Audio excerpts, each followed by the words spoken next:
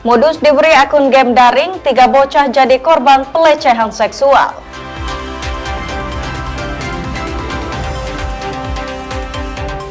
Kondisi 2 balita kakak beradik yang alami cacingan akut mulai membaik.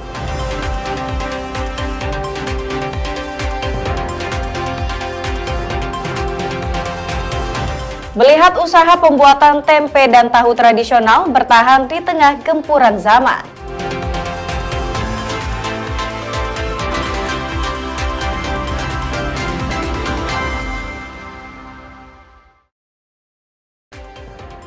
Selamat pagi saudara, senang sekali kami kembali hadir mengisi ruang informasi Anda. Sejumlah informasi penting dan menarik telah kami siapkan. Bersama saya Khairani Andita, Anda menyaksikan Kompas Bengkulu di Kompas TV Independen Terpercaya.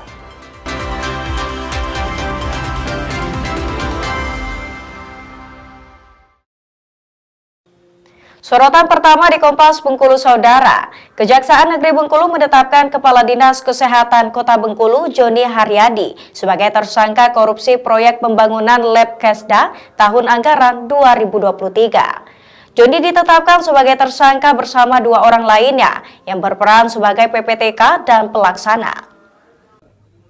Usai diperiksa selama 10 jam, Kepala Dinas Kesehatan Kota Bengkulu Joni Haryadi ditetapkan sebagai tersangka dalam kasus korupsi proyek pembangunan laboratorium kesehatan tahun anggaran 2023 senilai 2,7 miliar rupiah. Joni dinilai bertanggung jawab atas perannya sebagai pengguna anggaran dalam proyek pembangunan Lab Kesda tersebut. Dalam kasus ini, jaksa menemukan adanya tindakan melawan hukum karena proyek pembangunan tidak selesai namun dana pembangunan dicairkan sepenuhnya. Atas perbuatan itu timbul kerugian negara hingga 1 miliar rupiah. Selain Joni Haryadi, jaksa turut menetapkan 2 orang tersangka lainnya yang berperan sebagai PPTK dan juga broker atau pelaksanaan pembangunan proyek. Intinya pembangunan Lab Kesda ini tidak selesai akan tetapi dibayarkan 100%. Intinya di situ dan keterlibatan ketiga ini semuanya perannya ada. Untuk yang ada yang mencari pekerjaannya, ada yang mencairkan, ada yang bertanggung jawab secara teknis. Untuk yang kepala dinas itu bang? Perannya ya, itulah perannya selaku pengguna anggaran. Kepala daerah bang sejauh ini seperti apa bang terlibatan? Nanti kita lihat hasil pemeriksaan. Usai ditetapkan tersangka, ketiganya langsung dibawa ke Rutan Malabro Bengkulu untuk ditahan selama 20 hari ke depan. Bayazir Al-Rehan, Kompas TV Bengkulu. Niat bekerja ke Jepang, seorang pria justru ditangkap polisi usai nekat melakukan pelecehan seksual terhadap 3 anak laki-laki yang masih duduk di bangku sekolah dasar. Modusnya, pelaku mengimingi korbannya dengan memberikan akun game daring. Seorang pria berinisial DA warga Kabupaten Seluma batal berangkat untuk bekerja ke Jepang setelah ditangkap unit PPA Satreskrim Polresta Bengkulu. Pria 30 tahun ini nekat melakukan pelecehan seksual ke 3 anak laki-laki di bawah umur yang masih duduk di bangku sekolah dasar. Aksi bejat itu dilakukan pelaku di kamar indekosnya. Modusnya, pelaku mengiming-imingi korban dengan memberikan akun game daring. Mirisnya pelaku turut merekam aksi tersebut dan mengancam akan menyebarkan rekaman tersebut jika korban mencoba melapor ke polisi. Pelaku ini mengajak korban ke kosannya untuk diupdate.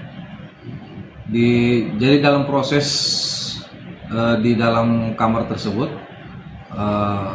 korban ini dirayu sama pelaku untuk membuka celananya dan kemudian pelaku ini mencium korban dan kemaluan dari korban dilakukan tindakan yang tidak semestinya kepada seorang. Kasus ini masih didalami penyidik. Pelaku dijerat Undang-Undang Perlindungan Anak dengan ancaman hukuman di atas 5 tahun penjara. Bayazir Al-Rehan, Kompas TV Bengkulu. Yang juga jadi sorotan saudara, kuasa hukum 12 siswa yang dikeluarkan dari SMA Negeri 5 Kota Bengkulu meminta pemerintah daerah bersurat ke Kementerian Pendidikan Dasar dan Menengah untuk membuka dan menambah dapodik agar siswa yang dikeluarkan dapat kembali bersekolah. Menurut kuasa hukum 12 siswa SMA Negeri 5 Kota Bengkulu yang dikeluarkan dari sekolah, ke-12 siswa ini masih bisa bersekolah di tempat tersebut, namun harus ada kebijakan dari pemerintah daerah. Menurutnya, Dinas Pendidikan dan pemerintah daerah harus bersurat ke Kementerian Pendidikan Dasar dan Menengah untuk membuka kembali dan menambah dapodik siswa di SMA Negeri 5 dengan pertimbangan kemanusiaan. Hal ini dikarenakan kondisi siswa yang dikeluarkan kini terlantar dan tidak mendapat hak pendidikan. Bahkan ada yang sampai harus mendatangi dokter psikolog karena kesehatannya terganggu. A5, petunjuknya Dinas Pendidikan Provinsi Bengkulu harus bersurat ke Dinas Pendidikan Pusat, Mendikbud, dinas ya, Nah, dengan alasan kemanusiaan, karena anak ini kan sudah beban psikis nih, ada yang sudah linglung atau kata lain sudah rekomendasi dokter psikolog, maka kita dengan Komisi 10 akan berkoordinasi, akan bekerjasama meminta agar dapodik SMA 5 dapat dibuka kembali. Sementara itu, Dinas Pendidikan akan meminta petunjuk gubernur untuk menindaklanjuti usulan tersebut. Dinas Pendidikan menjelaskan, secara aturan penambahan kuota dilaksanakan pada masa perencanaan sebelum SPMB berjalan. Apa dari Pemda bisa mengusulkan ke kementerian dibuka lagi rombel baru atau gimana gitu Pak untuk nambah siswa ini? Baik, kalau itu kita akan minta petunjuk dari atasan. Tapi berarti ada kemungkinan. Berarti ada peluang Pak. Saya tidak bisa menjawab. Secara aturan, SPMB untuk penambahan kuota ini dilakukan sebenarnya pada masa perencanaan. Jadi pada waktu sebelum SPMB berjalan. Nah, ini yang bisa dilakukan. Jadi sebenarnya dalam proses pelaksanaan seluruhnya melalui perencanaan, ya kan? Nah, disampaikan waktu dia Komisi 10 itu bahwa ini kalau memang membludak apa segala macam, seharusnya kepala sekolah sudah memprediksi dari awal. Sebelumnya, Ombudsman RI Perwakilan Bengkulu menemukan adanya maladministrasi di SMA Negeri 5 dan menyerahkan rekomendasi ke Gubernur untuk memberikan sanksi kepada pihak sekolah dan mengevaluasi Dinas Pendidikan Provinsi Bengkulu. Bayazir Al-Rehan, Kompas TV Bengkulu. Kondisi dua balita kakak beradik yang alami cacingan akut mulai membaik. Informasinya hadir usai jeda saudara, tetaplah di Kompas Bengkulu.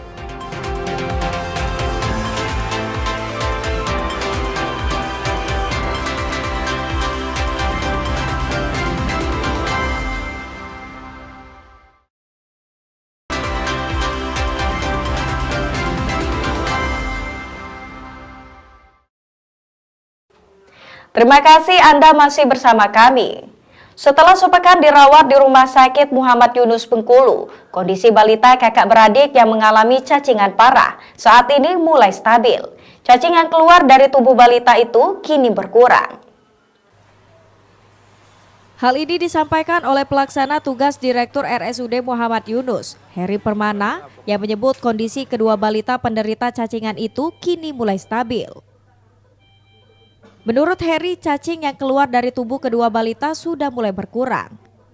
Bahkan hasil dari pemeriksaan dokter sejak 2 hari terakhir, tubuh Khaira tidak mengeluarkan cacing sama sekali. Meski demikian, kondisi keduanya masih dalam pengawasan tim dokter untuk memastikan seluruh cacing telah keluar dari feses, sehingga tidak diperlukan pembedahan. BAB lagi, terakhir itu kemarin yang kakaknya masih keluar cacing. Kalau adiknya sampai saat ini belum lagi keluar cacingnya, belum ada. Sudah BAB 2 kali yang adiknya tapi belum keluar cacing lagi. Maka ada tindakan lanjut lagi nggak Pak, kayak USG atau apa? Kita masih tetap diobservasi dulu karena berdasarkan informasi dari dokter Wahyudi, dokter SP bedah anak, itu waktu pertama kali kan sudah dibilang itu ada penyebaran ke organ yang lain, tapi mudah-mudahan dengan pemberian obat itu bisa kita lakukan, jadi tidak perlu dilakukan tindakan bedah. Sebelumnya kasus ini membuat heboh saat balita berusia 1 tahun 8 bulan mengeluarkan cacing dari mulut dan hidungnya usai demam tinggi disertai sakit di bagian perut.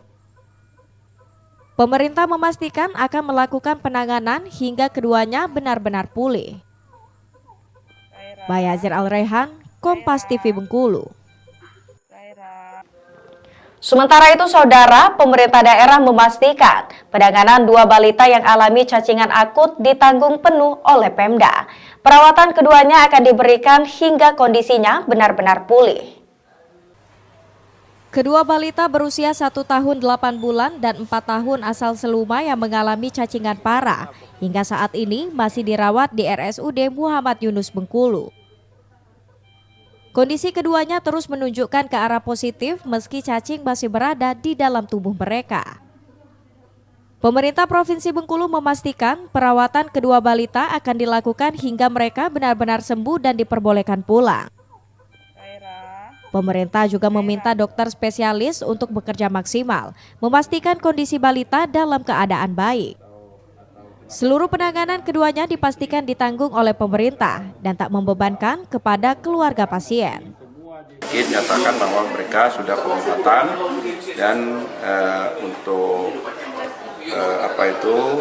kesembuhan, ya, perawatannya itu betul-betul ya tim terpadu dari dokter spesialis anaknya, ya, kemudian dari semua ya tim yang dikerahkan untuk kesembuhannya. Ya, dan kemarin sudah kelihatan ya secara fisik, ya, kemudian anaknya sudah kelihatan ya membaik. Nah, kita tetap perawatan sampai nanti dinyatakan boleh pulang oleh dokter penanggung jawabnya. Tak hanya kesehatan kedua balita, Pemprov juga memastikan akan membangun rumah layak agar hal serupa tak kembali terjadi. Bayazir Al-Rehan, Kompas TV Bengkulu. Pasca temuan 2 balita mengalami cacingan akut, yang salah satu faktornya akibat kemiskinan, Dinas Sosial kini memperketat pendataan warga miskin agar terdata dan mendapat perhatian dari pemerintah. Pasca temuan 2 balita yang mengalami cacingan akut, Dinas Sosial Provinsi Bengkulu langsung melakukan pendataan dengan menerjunkan tim ke lapangan. Dari hasil pengecekan terdata bahwa keluarga balita tersebut tak termasuk dalam data PKH. Namun saat ini sudah didata dan masuk dalam penerima program Keluarga Harapan. Mengantisipasi hal serupa terjadi, Dinsos menginstruksikan petugas PKH untuk benar-benar mendata warga miskin di daerah agar mereka mendapat perhatian pemerintah melalui program bantuan sosial. Dari data Dinas Sosial Provinsi Bengkulu, terdapat 190.000 keluarga miskin yang masuk dalam kategori Desil 1 dan Desil 2. 24.000 keluarga diantaranya berasal dari Kabupaten Seluma. Kami ke depannya meminta kepada seluruh petugas PKH kami untuk benar-benar mendata warga miskin, baik Desil 1, yang masuk Desil 1, Desil 2, sampai Desil 5, agar tidak terulang lagi kejadian seperti ini. Jadi agar mereka bisa dapat bantuan ke depannya. Nah, kemarin pas kami cek asesmennya, rupanya mereka belum termasuk. Dan kemarin sudah kami tugaskan petugas dari PKH kita yang posisinya langsung ke lapangan untuk mendata mereka dan diakses. Menurut sosiolog sekaligus pengajar dari Universitas Bengkulu, Retno Wahyuning Tias, kasus ini terjadi dikarenakan dampak kemiskinan multidimensi yang dialami oleh masyarakat di daerah tersebut. Kondisi itu tercermin dari hunian keluarga balita yang jauh dari kata layak. Sanitasi dan lingkungan yang tak baik memperburuk masa tumbuh kembang balita. Intervensi petugas terkait sejak beberapa bulan terakhir belum signifikan berdampak dengan kondisi balita. Pentingnya penanganan menyeluruh mulai dari pengentasan kemiskinan hingga jaminan kesehatan, jadi prioritas pemerintah agar kasus serupa tak terus terulang. Dengan adanya kasus cacingan parah yang ada di Kabupaten Seluma, karena itu merupakan indikasi dari kemiskinan multidimensi yang dialami oleh masyarakat. Seperti yang sudah kita ketahui bahwa di sana memang kondisi sanitasinya tidak layak, terus lingkungan hidupnya tidak layak, sehingga seharusnya butuh banyak perhatian dari pemerintah. Kasus ini diharapkan dapat menjadi evaluasi bagi pemerintah agar bisa lebih memperhatikan masyarakat. Bayazir Al-Rehan, Kompas TV Bengkulu.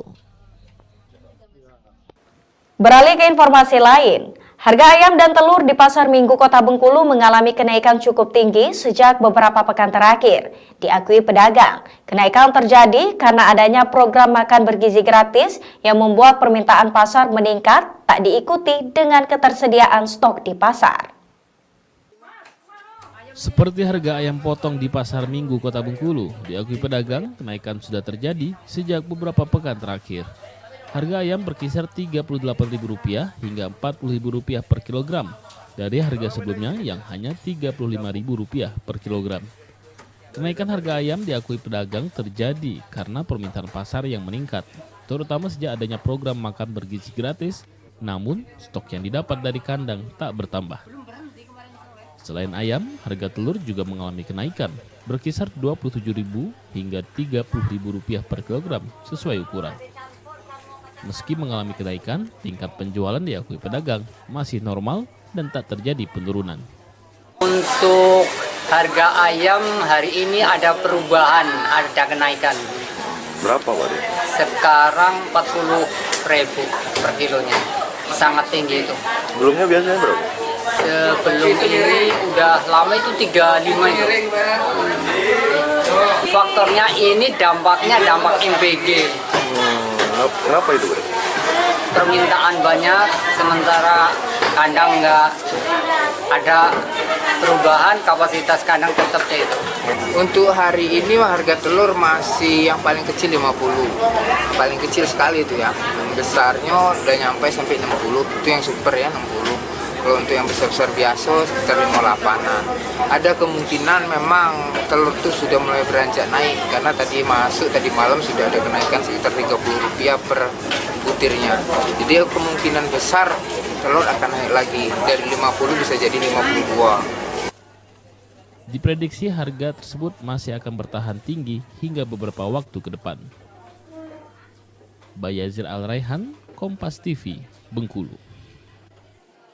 Usai jeda kami ajak Anda melihat usaha pembuatan tempe dan tahu tradisional bertahan di tengah gempuran zaman. Tetaplah bersama kami.